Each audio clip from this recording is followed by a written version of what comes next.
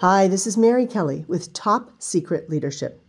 Many of us deal with frustrations every single day, and sometimes those add up. How do we cope with daily frustrations in the workplace?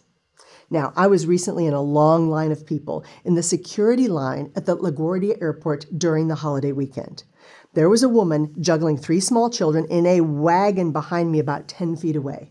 Now, it was a crowded day, and people who don't travel all the time were trying to figure out what lines go where. There was a lot of confusion as people tried to figure out, am I supposed to be in the TSA pre-check lane? Do I have clear? Do I have my ID and boarding pass ready?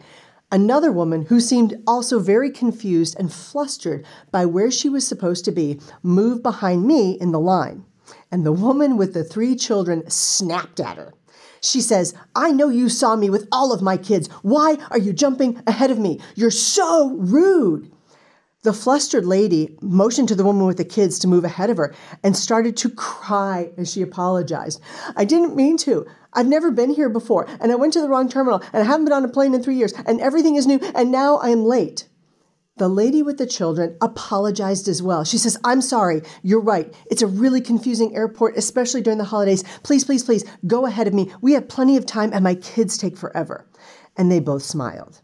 So the problem was solved, and the conflict was resolved with a little mutual understanding, compassion, and explaining the intent. See, we can't always see the intentions of the people around us. From traffic delays to spam phone calls to all the normal things on your to-do list, people seem more frustrated and less patient with daily disruptions.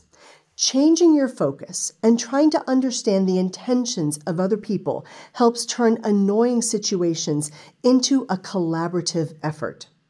Trying to see things from another perspective helps you deal with those irritants so you feel less stressed and more in control.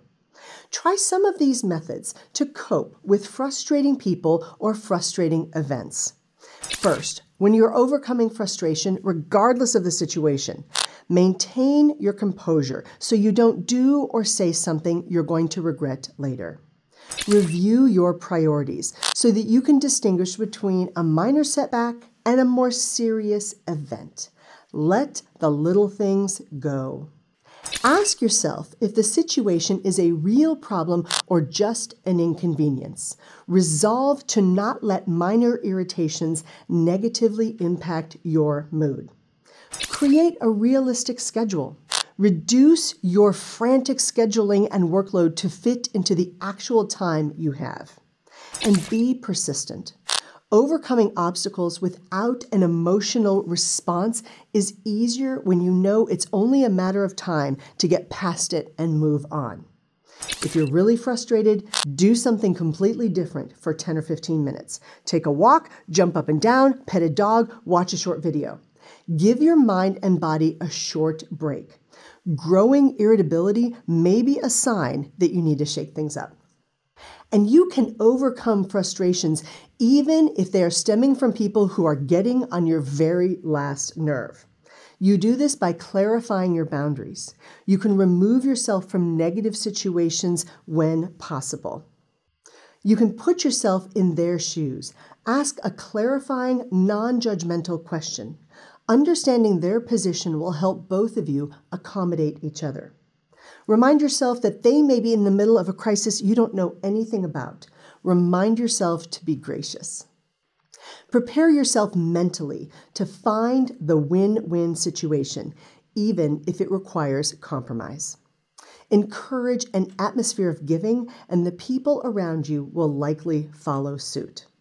You can also use the moment as a training opportunity, even for yourself.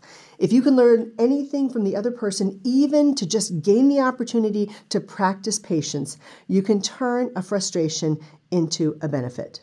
Folks, day-to-day frustrations are with us all the time, and we as leaders have to make the right decision to either focus on real problems or let those inconveniences go.